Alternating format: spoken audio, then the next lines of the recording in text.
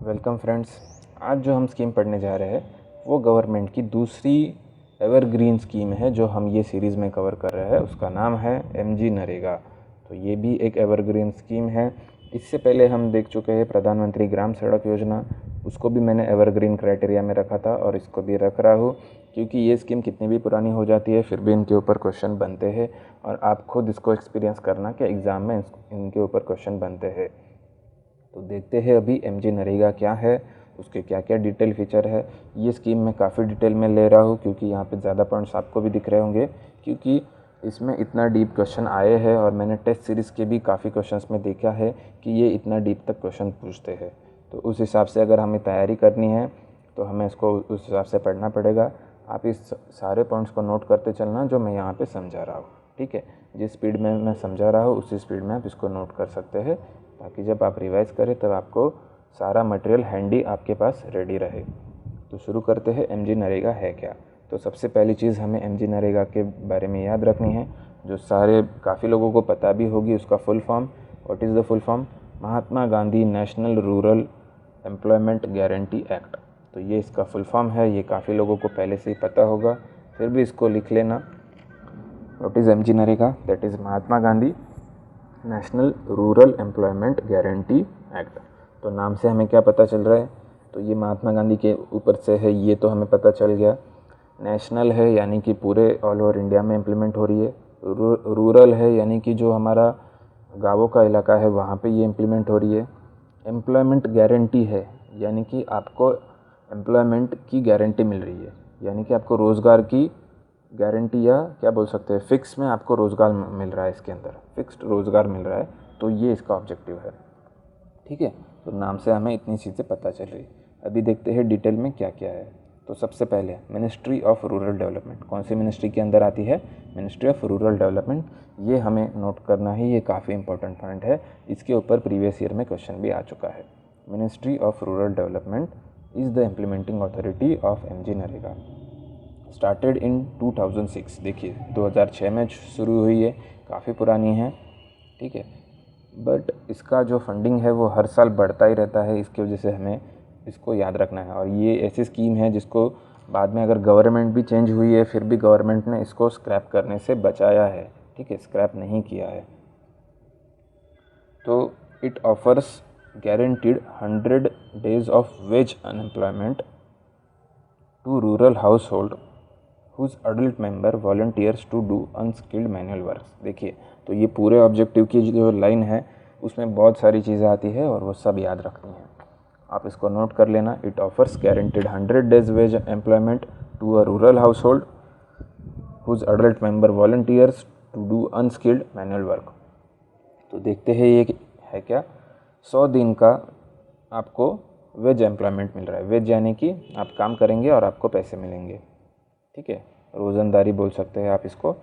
तो 100 दिन का वेज एम्प्लॉयमेंट आपको मिलेगा और किसको मिलेगा? रूरल हाउस होल्ड को, ठीक है। रूरल भी यहाँ पे कीवर्ड है और हाउस होल्ड भी है यानी कि कोई फैमिली यानी कि कुटुंब। तो ये पर पर्सन है क्या? तो नहीं, अगर पर पर्सन आता है तो वो रॉन्ग हो जाएगा क्योंकि ये पर हाउस होल्ड बेसिस है। एक हाउस होल्ड में से एक ही व्यक्ति को मिलेगा, ठीक है। ऐसे नहीं है कि हर इंसान इसको क्लेम कर सकता है। हाउस होल्ड में से एक ही व्यक्ति को वो मिलेगा। Whose adult members volunteers to do unskilled manual work. तो ऐसे वर्क करना है जिनमें कोई स्किल नहीं लगता है, यानी कि रोड बनाना, कच्चा माल उठाना, ठीक है। तो ये सब इसमें आएगा, unskilled manual work. If employment is not given then unemployment allowance would be given. तो अगर आपको एम्प्लॉयमेंट नहीं प्रोवाइड कर पाता है गवर्नमेंट तो आपको एम्प्लॉयमेंट की जगह अनएम्प्लॉयमेंट अलाउंस मिलेगा, यानी कि आपको सिर्फ पैसे मिलेंगे, बेरोज़गारी भत्ता मिलेगा, ठीक है। नेक्स्ट पॉइंट क्या है? Employment should be provided with in 15 days of application. तो ये फैक्ट भी याद रखना है, 15 है पर ये इंपॉर्टेंट फैक्ट है, ठीक है। तो जब आप अप्लाई कर रहे हैं एमजी नरेगा में तो उसके 15 दिनों तक आपको एम्प्लॉयमेंट मिल जाना चाहिए। अगर नहीं मिलता है तो आपको अनएम्प्लॉयमेंट अलाउंस उस 15 दिनों के बाद में से आपको मिलना चालू होगा। Employment to be provided within 5 kilometre radius of his और हर रेसिडेंस, ठीक है। तो ये भी याद रखना है कि कौन से एरिया तक आपको एम्प्लॉयमेंट मिलेगा। आप जहाँ पे रहते हैं तो उसकी 5 किलोमीटर रेडियस के अंदर ही आपको एम्प्लॉयमेंट देना है। ऐसे नहीं कि आपको दूसरे गांव में या दूसरी जगह पे या दूर आपको अनएम्प्लॉयमेंट दिया जाएगा, ठीक है। तो नहीं, हमें वो 5 किलोमीटर के अंदर ही कुछ ना कुछ काम दिया जाएगा और वही काम आपको करना है।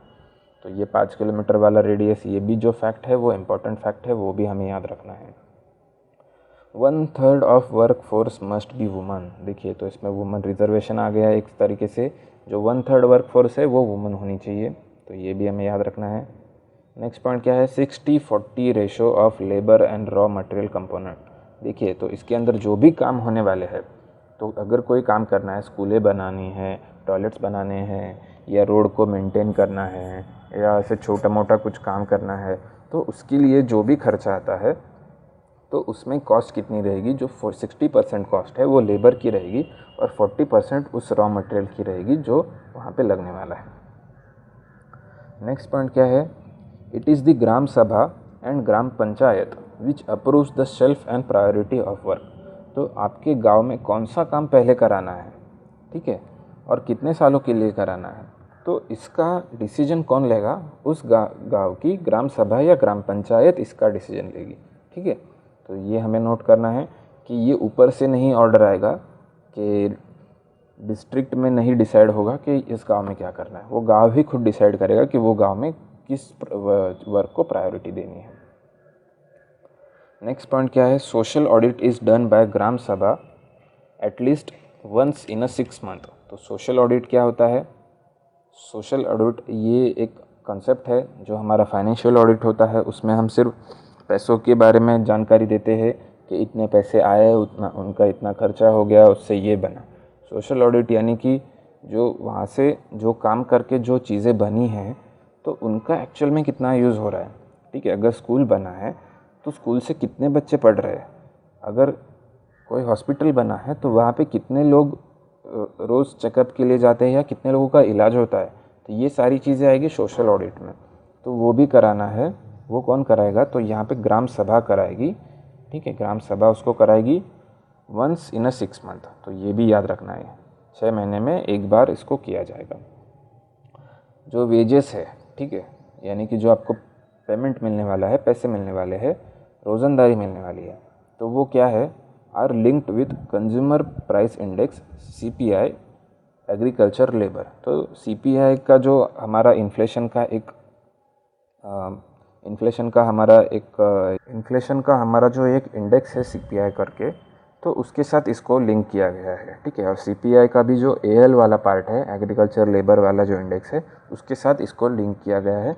तो ये कुछ कंसेप्ट वाली चीज़ नहीं है, फैक्चुअल चीज़ है, हमें याद रखनी है, ठीक है। तो क्वेश्चन में वो भी आ सकता है कि wages in MG NREGA are linked with CPI और WPI और एनी अदर, ठीक है। तो हमें याद रखना है कि वो CPI से लिंक्ड किए गए हैं। Contractor and machines are not allowed. देखो, तो ये इसमें जो भी काम होगा उसमें मशीनरी का यूज़ नहीं कर सकते और किसी कॉन्ट्रैक्टर को भी आप काम नहीं दे सकते, ठीक है। तो ये ग्राम सभा ने ही खुद ने डिसाइड करना है। Focus is on creation of durable asset as per local needs. Focus किस चीज़ पे किया जाएगा, ड्यूरेबल एसेट्स, यानी कि जो लॉन्ग टर्म तक बन सकते हैं, ऐसे एसेट्स को बनाने में फोकस किया जाएगा, ठीक है। तो आई होप आपको ये समझ में आया होगा MG नरेगा क्या है, और आपने ये सारे पॉइंट्स भी लिख लिए होंगे। हमें इसमें याद क्या क्या रखना है, फुल फॉर्म याद रखना है, 100 डेज़ का अनएम्प्लॉयमेंट वेज मिलेगा अगर आपको एम्प्लॉयमेंट नहीं की प्रोवाइड की जाती है, ये याद रखना है। हाउस होल्ड के ऊपर है, ये भी याद रखना है। 1/3 वर्कफोर्स ये वुमन होनी चाहिए, ये भी याद रखना है। और 15 डेज़ के अंदर आपको एम्प्लॉयमेंट दिया जाना चाहिए, और आपके घर के 5 किलोमीटर के रेडियस में भी याद मिलना चाहिए, ये भी याद रखना है। और सोशल ऑडिट कौन करेगा, तो ग्राम सभा करेगी, ये भी याद रखना है। और साथ में वेजेस जो है वो लिंक्ड है CPI इंडेक्स से, तो वो भी याद रखना है, ठीक है। तो ये काफ़ी इंपॉर्टेंट स्कीम है, ये इसको एवरग्रीन स्कीम मैं इसलिए बोलता हूँ क्योंकि इसके ऊपर क्वेश्चंस हर साल बनते हैं, कोई ना कोई एग्ज़ाम में आते हैं। तो आप ये सारे पॉइंट्स को नोट कर लेना, इन्हीं पॉइंट्स में से क्वेश्चन बनेगा, इससे बाहर के कोई क्वेश्चन नहीं आएगा, बस आप इन चीज़ों को याद कर लेना, ठीक है। आई होप आपको ये वीडियो अच्छा लगा होगा। अगर अच्छा लगता है तो आप इसको लाइक कर सकते हैं, चैनल को शेयर कर सकते हैं और सब्सक्राइब भी कर सकते हैं। Thank you.